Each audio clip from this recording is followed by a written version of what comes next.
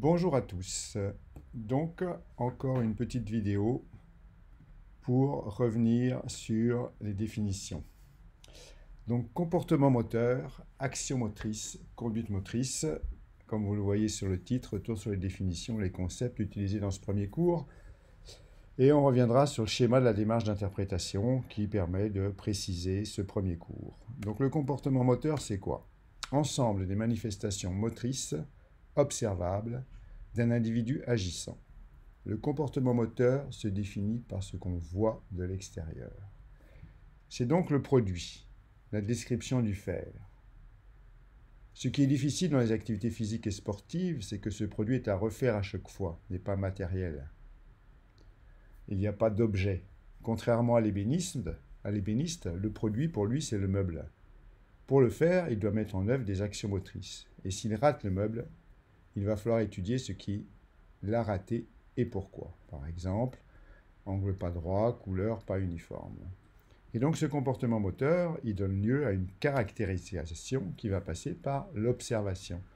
C'est-à-dire qu'on va pouvoir mesurer la performance ou le résultat, c'est-à-dire est-ce que le but est atteint, est-ce qu'il y a respect des critères de réussite, par exemple une hauteur ou une distance à lancer, ou respect des critères de réalisation, il a bien les pointes de pied tendues, il a bien la tête dans l'axe, il tient bien 3 secondes, etc. En gym, par exemple. Et puis, il donne lieu à une description de la manière de faire, c'est-à-dire comment était placée la tête, comment était placé le pied, comment était placé le corps, et donc à des observables qualitatifs qui permettent de décrire d'ailleurs la manière dont les savoirs moteurs sont faits, sont de décrire ce qui est fait par le sujet quand il tire au foot, quand il saute en hauteur, etc. Et puis, cette caractérisation passe aussi par des données chiffrées. On va mesurer le temps, on va mesurer l'indice de Nash et de la fréquence, l'amplitude, on va mesurer le temps passé en espace d'attaque, etc. Tout ça permet de caractériser le comportement moteur. L'activité et l'action motrice. La production du produit sous-entend une activité du sujet qui est une adaptation aux contraintes, c'est-à-dire la mise en œuvre d'un ensemble de processus. Et donc cette adaptation aux contraintes, la mise en œuvre de ces processus, c'est ce qu'on appelle l'action motrice. Processus d'accomplissement des conduites motrices d'un ou de plusieurs sujets agissant dans une situation motrice déterminée. Et donc, il va s'agir d'aller étudier les processus mis en œuvre par le sujet pour satisfaire aux contraintes et construire les ressources. Si je reprends mon outil, mon ébéniste, il va utiliser des outils, un rabot, choisir un bois, une peinture, faire des choses avec ses outils, utiliser des techniques pour utiliser le ciseau à bois. Tout ce qui va, par exemple, concerner l'utilisation des techniques, l'utilisation du ciseau à bois, il met en œuvre ici des actions motrices que l'on peut décrire, mais aussi des actions intellectuelles. Il doit savoir frapper avec un marteau, il doit savoir lire un plan. Ce sont des savoirs moteurs, des savoirs cognitifs, donc des ressources. Mais frapper avec un marteau ou lire un plan suppose de mettre en œuvre des processus informationnels, de conduite du geste, de développement de la force, d'utilisation des muscles. Eh bien, ce sont ça les processus de l'action motrice. La conduite motrice, quant à elle, qu'est-ce que c'est que ça? Puisque MIC, c'est méthodologie d'interprétation de la conduite motrice. C'est le comportement moteur en tant qu'il est porteur de signification. Ça veut dire quoi? Qu'est-ce que c'est que ces significations? Les significations renvoient à ce qui concerne plus profondément le sujet. La conduite motrice se manifeste par un comportement moteur dont les données observables sont investies d'un sens vécu de façon consciente ou inconsciente par la personne agissante. Ça veut dire que dans la conduite motrice, on se place dans une double perspective. Celui de l'observateur extérieur, d'un observateur qui construit une observation vue de l'extérieur, celui intérieur du sujet agissant, c'est-à-dire on va essayer de comprendre son vécu corporel. Et donc l'accès à la conduite motrice est toujours indirect. Il suppose une interprétation en deux temps.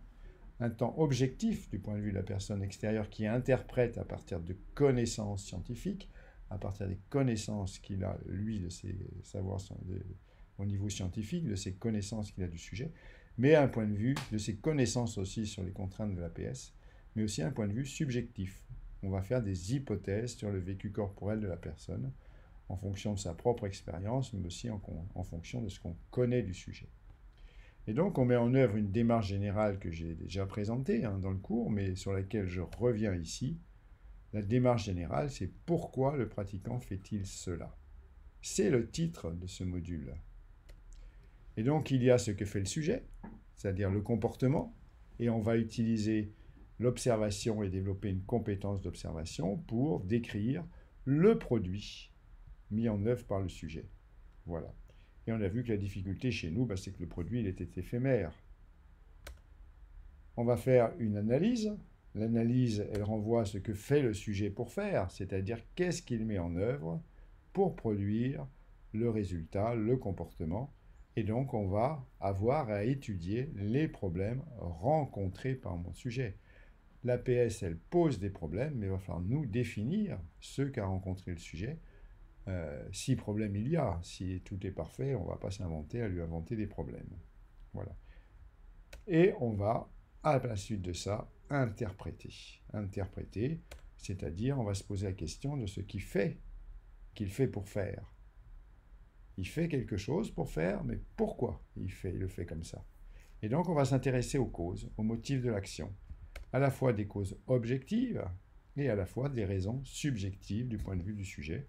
Et donc on va interpréter, analyser les causes objectives, c'est l'action motrice, c'est interpréter la conduite motrice. Et bien ce sont ces causes subjectives que l'on rajoute à ces causes objectives. On passe ainsi sur les processus. Si je reprends mon ébéniste, mon ébéniste, il peut très bien rater son meuble. Il peut très bien rater son meuble parce qu'il ne sait pas faire, parce qu'il n'a pas les ressources nécessaires en termes de force, parce qu'il ne sait pas comment frapper sur un marteau, parce qu'il ne sait pas comment conduire son geste. Mais il peut très bien rater aussi pour des tas d'autres raisons, comme par exemple les ressentiments qu'il a vis-à-vis de son patron, ou la pression qui lui est mise pour pouvoir faire trop vite, ou l'inquiétude qu'il n'a de ne pas réussir, ou bien d'autres raisons comme son incapacité, son intention d'agir, qui va peut-être le conduire à penser qu'il faut frapper fort alors qu'il faut donner des petits coups pour pouvoir réussir à fonctionner avec un ciseau à bois, ou bien vouloir agir trop vite. Le même raisonnement, je pourrais vous le proposer pour de la cuisine. Pourquoi on va rater une crème fouettée, un des blancs en neige, un gâteau au chocolat? Qu'est-ce qui fait qu'à un moment donné, quels sont les processus nécessaires pour construire et fabriquer ce gâteau et pourquoi on va le rater? Voilà, c'est toute la démarche de ce cours que nous allons développer pendant toutes ces séances et qui permet ici de repréciser les objectifs de ce cours et de les développer. Voilà, je vous remercie de votre attention et nous allons donc arrêter cet enregistrement. Merci de votre attention.